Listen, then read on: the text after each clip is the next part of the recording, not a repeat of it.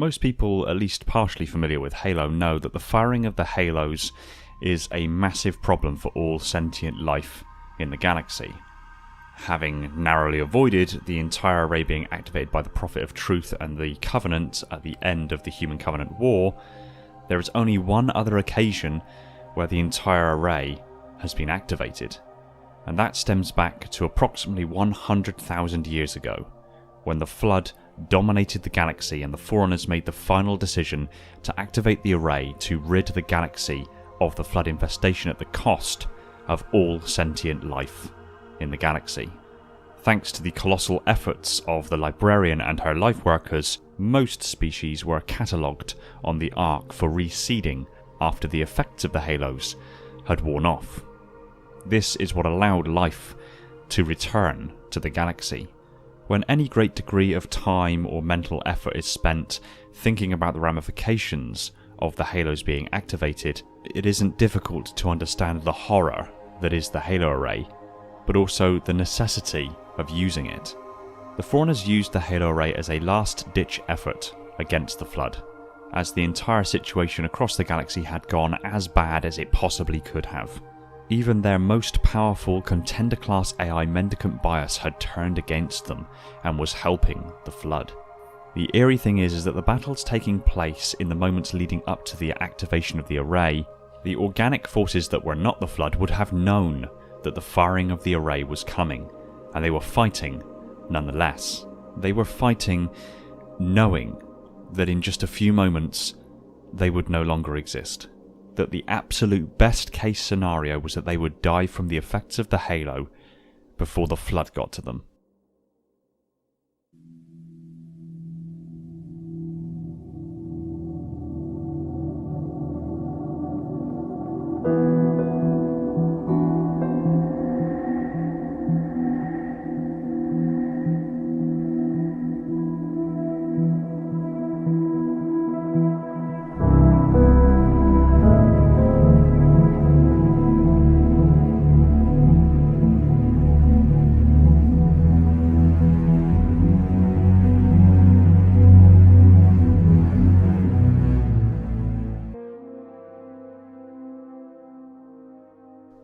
Offensive Bias began his report 12 hours and 20 minutes exactly before the firing of the array, and he opens this report with, "I begin this report with no illusions that it will ever be seen by its intended readers.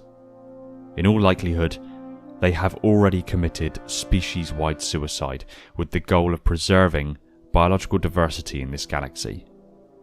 I must ensure that this information reaches those who come after.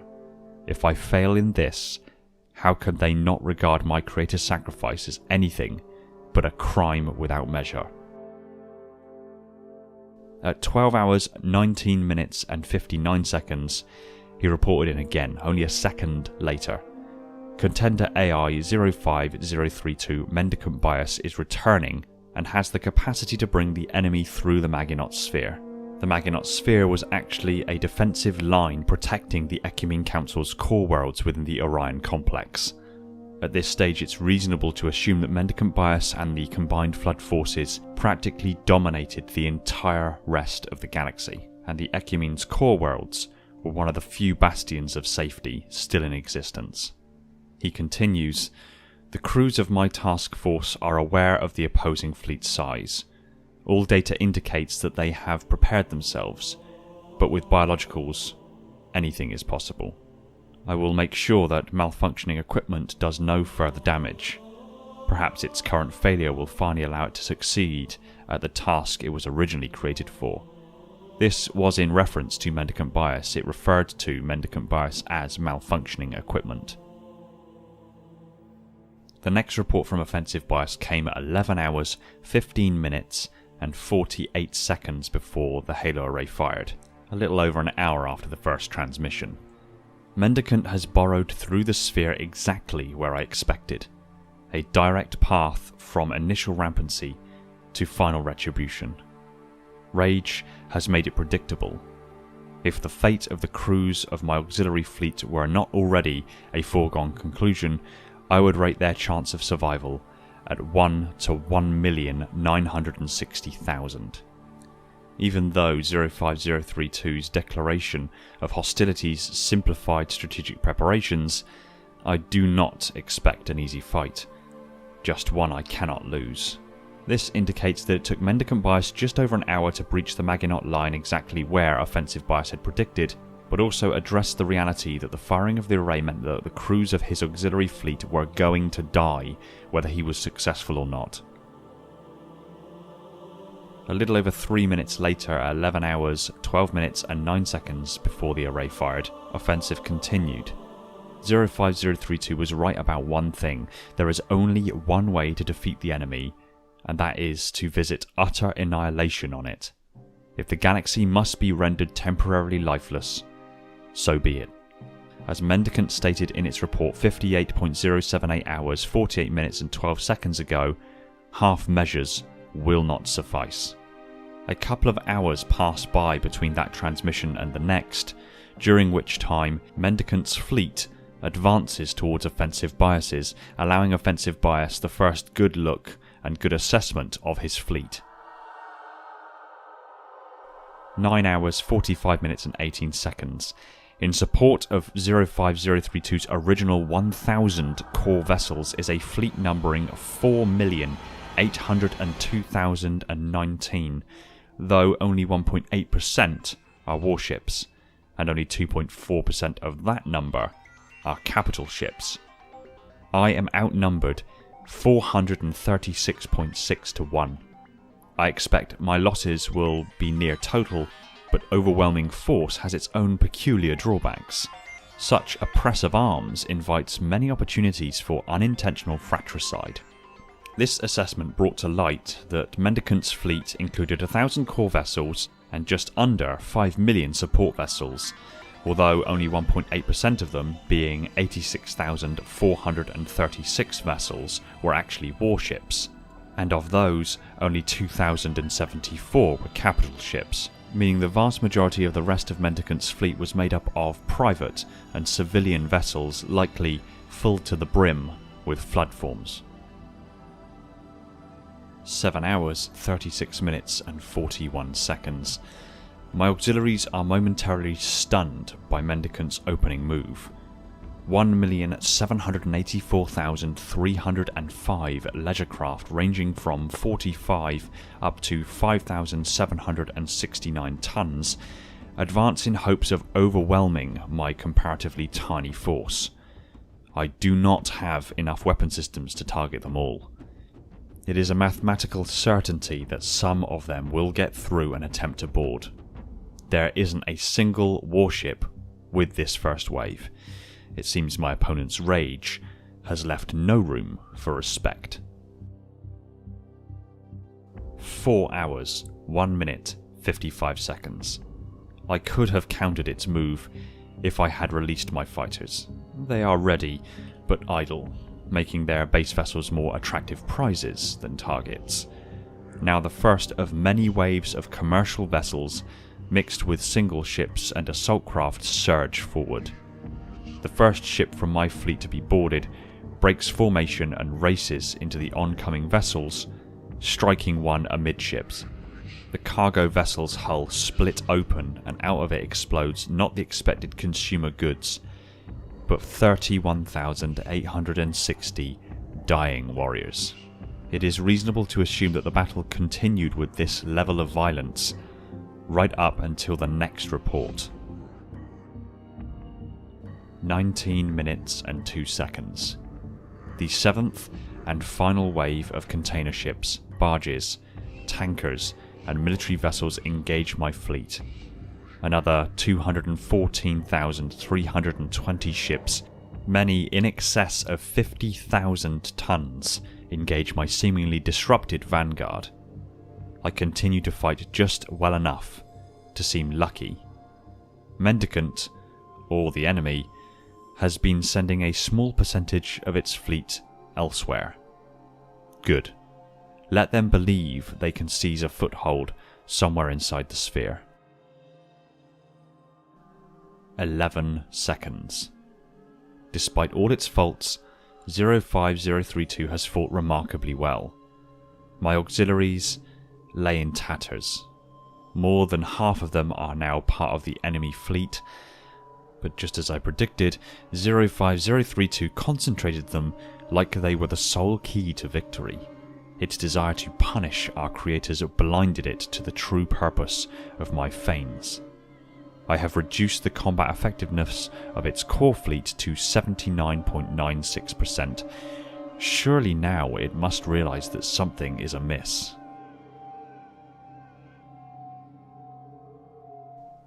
The Halo effect strikes our combined fleets.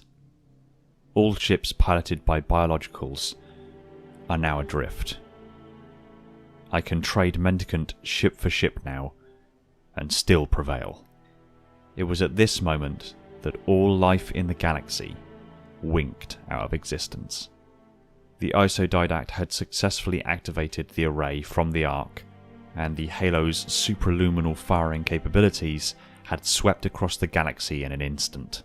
Although, rather frustratingly, it has been portrayed in even official Halo media that the effects of the Halo do include the disintegration of bodies, this is not the case. The Halo's effects targets neural tissue. So at the moment that the Halo's effects swept across the galaxy, all life, including the soldiers aboard the ships of Offensive Bias's fleet and including all of the flood forms in Mendicants, slumped to the floor. Their central nervous system, their very consciousness, disintegrated, but leaving behind the empty vessels, the husks that are their bodies. Were these bodies across the entire galaxy to be left in situ, their combined decomposition would irreparably damage the biospheres of any planet that had such a large volume of now dead species. This is why the librarians saw fit to implement a solute that would be sprayed on planets across the entire galaxy to dissolve the bodies and break them down into their base chemical forms, to preserve these biospheres so the reseeded life actually had homes to go to. As for the fleets of ships now adrift in space in the battle between Mendicant Bias and Offensive Bias, the bodies would remain in situ. 1 second post-activation, of my ships that had been captured, 11.3% of them are close enough to Mendicant's core fleet that they can be used offensively, either by initiating their self-destruct sequences or by opening unrestricted ruptures into slipstream space. It is best that our crews perished now, because the battle that is about to ensue would have driven them mad. 2 seconds post-activation. I throw away all of the rules of acceptable conduct during battle. It is at this point that Offensive Bias uses a lot of his ships to create slipspace ruptures that are completely unrestricted, basically meaning they are not self-contained within stabilizing quantum fields, and instead are fully exposed to reality. He continues, "Near the ruptures I throw away all the acceptable ideas of how the natural world is supposed to behave. I toss around 37,654-ton dreadnoughts like they were fighters, dimly aware of their former crews being crushed to deliquesce. For now, all my concentration is focused on inertial control and navigation. Targeting isn't even a consideration. I will be engaging my enemy at arm's length." 1 minute 14 seconds post-activation. 05032 abandoned the tactic of using derelict ships as cover after 72 seconds. It seems that 52 core vessels lost to the ruptured fuel cells of derelict ships was less than enough. Add another 608 lost to collision, point fire, structural failure due to inertial manipulation, and slipstream space-induced discoherence, I now outnumber Mendicant 6-1.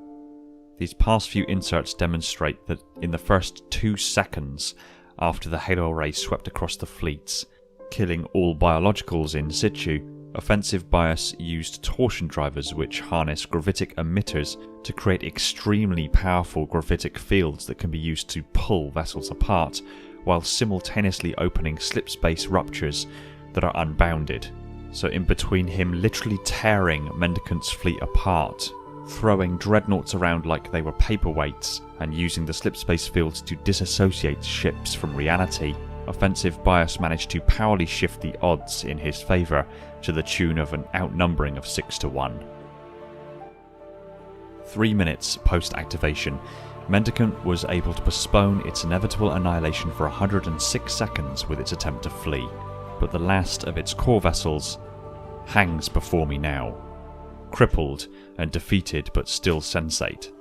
I could spare it, carve out what is left of its personality construct array and deliver it to Installation 0 for study, but I doubt it would have extended the same courtesy to me.